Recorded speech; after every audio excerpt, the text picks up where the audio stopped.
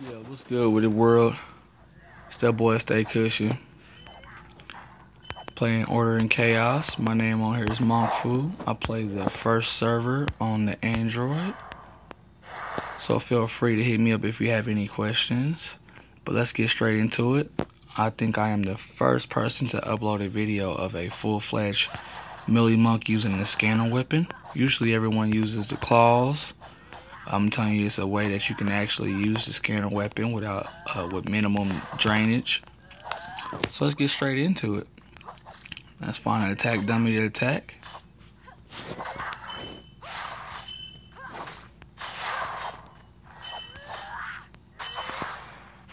So I'm gonna use Arrow of Fates first. Lion King Strike to take down, so you won't miss out on any big opportunities of doing big damage. And we're gonna pay attention to the mana drainage. So far, I'm not losing a lot of mana.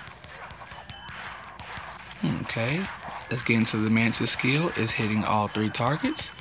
There's one, there's two, there's three, there's four, there's five. These moves are back to back. 6, 7. Okay. Since I invested into the circular force move with 5 points, it let me use the Mantis move 10 times with 100% reset, hitting 3 targets. And my mana, I haven't lost any yet. People always cry and complain about the melee monks mana draining issues. I mean, they do. They did drop the ball on the melee monk. I mean, they could have made them a lot better, but until then, until they update, these are something that you can do until then. I mean, it worked for me on full S3. I did need gems. I needed a lot of attack power, critical hit chance. But this is the skill rotation you will want to use. You want to go into Arrow of Faith first. Takes off 3k just about, and then on top of that, you will want to use Arrow of Faith first, so you can put your opponents into a bruise condition. And then your Lion King is gonna put them into a bruise condition, do even more damage, or roughly around 7k. Then you want to go into a Dragon Kick, which is a stun, and then into a Strike right after the Dragon Kick, doing immediately main hand weapon damage. Then you want to go into a Phoenix, which you need to be close to an enemy in order to use Phoenix, or it is completely useless. So make sure that you're close. And then after that, you will want to go into a Mantis, especially if there's multiple targets. But you have to do it within the skill rotation, or you won't get to do it 10 times back to back. The next move I'm going to show you guys is called Marshall. Whenever you press this move, you want to wait until you got about 15% of health. I mean, you want to get your health down as low as possible before you'd even use this move, because it's just designed to keep you alive for 8 extra seconds and do up to 50% more damage.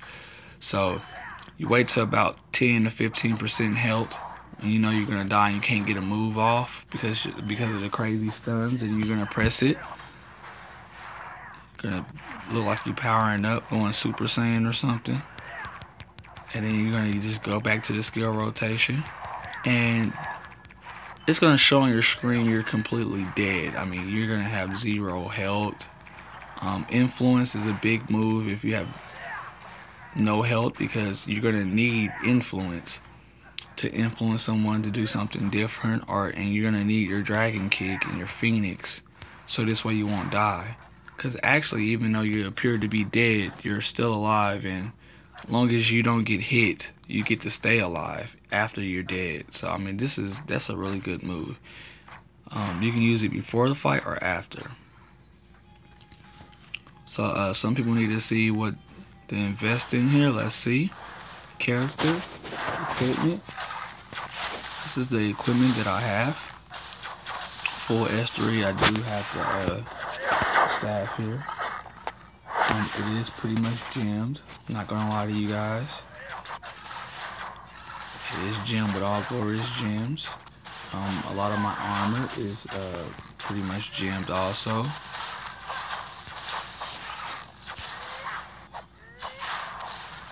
I have Mercillius trinkets, basically. I think that might be the only S3 trinket I have, and I'm not even for sure if that's S3 trinket. I do have an S3 rosebud ring. So basically I'm 50% noob and 50% pro. So this is what has worked for me. Okay, so let's go into the spells, people. Check out the talent tree. Now take a long, good look at this talent tree. Probably pause it while you're doing yours. Okay, let's get into it. You're gonna most definitely need this move. I mean, it's gonna up your attack power by 50% as long as you score a critical hit. And with bruise condition, with these three, I mean with the bruise and basically all the moves that can go into a bruise, that can send an opponent into a bruise state, which is strike. I mean, you have a ton of them. Dragon kick, and you have arrow of fate, and then you also have Lion King strike. That's about 4 different moves you can use to bruise opponent. And when I say bruise, you're using a full-on weapon, so keep in mind, circle of force you will need most definitely. 5 of 5. I mean, look at this. I mean, 100% chance to reset cooldown time. We just tested this on a dummy and we was able to do it 10 times with no mana drainage. May I say more? Insight is just really you just don't want to waste the 5 points, and then on top of the 5 points, you get a good arrow of fate. You know, because you get to use arrow of fate quicker with less managed draw, with less mana usage, and then the arrow of fate is going to send an opponent into a bruise condition, just opening up for more damage. You're most definitely going to need inner force because of the lack of armor value that they put in the S3 armor. Body chasing, another arrow of fate spell, causes a critical hit. These things are wonderful for PvP. So I mean, that's basically everything you need. You don't invest anything into explosive power because of the simple fact this is only for people who use fist weapons and claws. Spirit guide, you don't invest anything into it at all whatsoever. My divine tree, the only thing I invested in was increasing basically the sleep conditions and resisting basically sleep conditions. 15%, well 10%. It's either that or relevation, which you're gonna die fast in the PvP. You don't need to be trying to heal yourself if you're a full-fledged millionaire. And also something to show you, you can also switch behind weapons that'll save you a lot of mana usage. See, like this here, I'm gonna hit this dummy.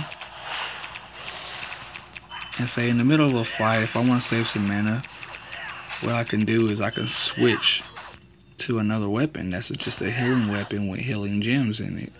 And I can basically do regular normal moves to get all my mana back. I mean, Arrow of Faith and Rapid Healing basically gives you your mana back. And then I can switch back to my other weapon. Just something for you guys to know just in case you run low, but look at that mana. Look at that mana. Look at that mana. That's some pretty good mana usage there. I haven't lost mana yet. I'm hitting off 3 different things. I haven't lost any mana yet. I am using the scanner weapon.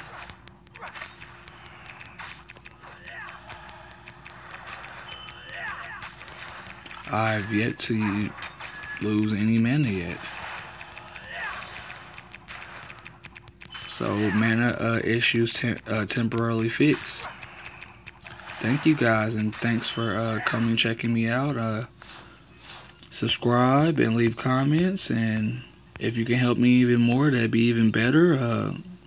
I'm trying to get full trying to be S3 enlightened. I hopefully want to start a guild with all mili monks as far as fighting wise and healing. Until then, I'll catch y'all later.